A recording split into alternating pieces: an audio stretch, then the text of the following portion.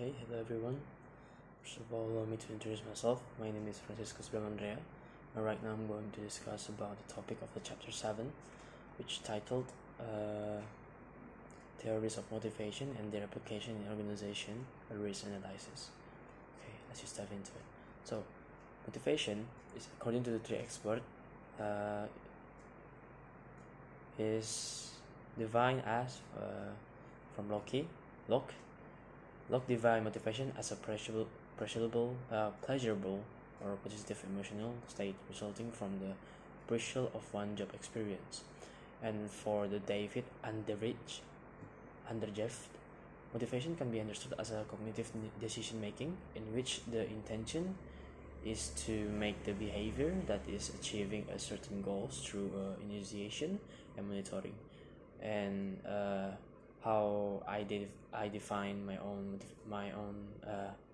motivation is an impulse that arises in us, consciously or not, to take an action with a specific purpose through initiation and monitoring. Okay, so what did I find of this topic that we discussed on this chapter, and what does it mean to me? The way I found today's topic, today's topic was by reading an article given earlier entitled "The Theory of Motivation and Their Application in Organization: A Risk Analysis," and also to gain a wider knowledge of the motivation. I searched several internet sites. The material this time is very meaningful for me to understand in depth about the importance of motivation in an organization. Okay, so next, what is the aim of the study conducted by Ruben M. Badubi, and what's the benefit for the organization? Okay, the aim of the study is to compare and contrast the theory of motivation and how they are used to inspire employees to develop drive to achieve. Okay, the benefit of this study, of course, are to find out what things can encourage employees to think creatively in providing their work outputs. Okay, so what does Ruben Membadobi explain in this introduction study? Okay, in this introduction section, Ruben explained that motivation is very important to encourage employees to do their jobs so that the goals of the organization can be achieved. Okay, so what is motivation according to Locke and Davids and Underveg? Like I said for the first time since the early, motivation according to Locke is a pleasurable, positive emotional state resulting from the appreciation of one job experience.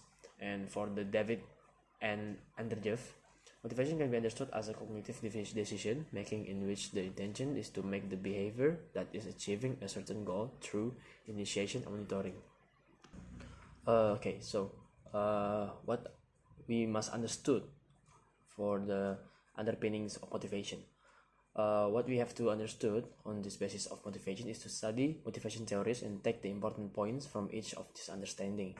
Although theories about motivation cannot provide clues as to how a person should behave in a certain situation, theories do provide clues for the steps that need to be considered in decision making. Okay, so I will also tell you about the definition. Divine of the job satisfaction according to Kumar and Singh, Jahem, Rashid and Amir. Okay, according to Kumar and Singh, job satisfaction depends on the employee's perception of degree to which his work delivers those things that he desires. And for the Rashid and Amir, Rashid and Amir defines job satisfaction as a sensation employees have about their work environment and their expectation towards work. Okay, now I will also explain about the Maslow hierarchy of needs and how do Smith-Crohns find the theory of motivation according to Maslow, and how do we apply the theory and to the organization. Okay, according to Maslow, human behavior is strongly influenced by motivation. This causes Maslow to advocate the theory of motivation, which is aim of the directing human behavior so this can be directed to achieve goals. According to Smith's coach, the way Maslow theory explained relies on the fact that people want to increase what they want in the achieved life and then need a prioritize according to the importance. Okay, the application of theory motivation according to Maslow in organization is divided the level of human needs according to the priority scale. There is 5 categories. The first one is physiological needs. Second is safety and security needs. The third is social needs. The fourth is esteem needs, and the last one is self-actualization needs. Okay. Now also explain about the hierarchy to factor theory and motivation hygiene. Okay. This theory stems from study conducted among the accountants and engineers to determine what makes a person feels good or bad about their job. What I get from this theory is that there are 5 features of the work that lead to satisfaction, namely achievement, recognition, the work itself, responsibility, and advancement. Okay, so how do we apply this theory? We can apply this theory in an organization to create opportunities from personal growth, enrichment, and recognition amongst our employees. Okay, I also explain about the McGregor X and Y theory. Okay, theory of McGregor assumes that individuals are negative, while theory Y assumes that individuals are positive.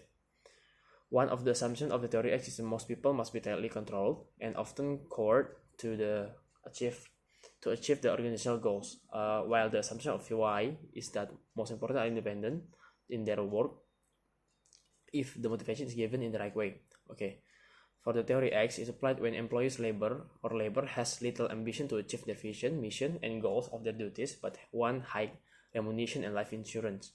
Therefore, there will need to be provided by a strict supervision, clear tasks, and sets word of punishment. For the theory Y is applied when the employees or labor has ability, creativity, imagination, intelligence, and understanding for the responsibility and achievement for achieve work goals. Educators or education personnel also do not have to mobilize all their potential at work. Okay. Also explain about the McLean need achievement. Okay. McLean needs achievement theory postulates that some people are driven to success through seeking personal achievement rather than reward by themselves. This theory can apply to organizations when some employees are high achievers despite the difficulties they face. Okay, I will also explain the differences among all of this. Okay, Maslow theory explains on the fact that people want to increase what they want to achieve in life, and their needs are prioritized according to their importance. Hesberg theory explains or determines what makes people feel good or bad about their job. McLean theory is that some people are driven to success through seeking personal achievement rather than reward themselves. And now I will also talk what is the equity theory and what does equity theory tell me. Okay, the equity theory postulates that employees will weight their input into a job against the output they achieve from it. The more reward, the greater the satisfaction. Okay, so the equity theory tells me about what the equity theory tells me about is about employees who are perceived that have received more output from their jobs than what they put into them will experience job satisfaction. Okay. So what is value perception theory, and what does value percept theory tells me? Value percept theory assumes that the differences between expectation and what is accepted can lead to dissatisfaction depending on how important the job is to the individual. This theory tells me about something. Sometimes many expectations do not match reality on our desire, so we should not expect too much and work according to the proportion. Okay, so what is Vroom expectation theory? Vroom expectation theory stipulates that behavior is a product of choice that are available to be prioritized. This theory tells me that performance, motivation, and effort are within an individual. Motivation, the higher of the effort in work relates to a higher performance. Okay, and then what is Porter-Lawler model? Okay, this theory is comprehensive and more complete theory of the motivation, which is inclusive of the diverse aspect. This model can give detail of the fiber relation and exists between job performance and attitude, which perfectly defines manager. This theory tells me that individual behavior is influenced by internal and external factors. Okay, so I will also mention about the risk suffered by the organization from the demotivated employees in the organization. Here is the risk. The first one is operational risk, the second is personal risk, the third is reputational risk, the fourth is environment risk, the fifth is health risk, the sixth is financial risk.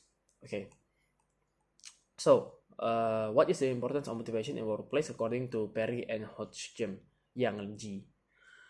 According to Perry and Hodgson, the individual desire to perform and provide services to consumer with the mandated to be good in enough factor to motivate.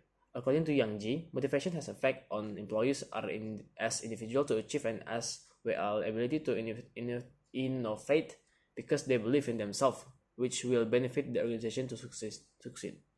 Okay, I think that's all that I can say. Thank you for listening.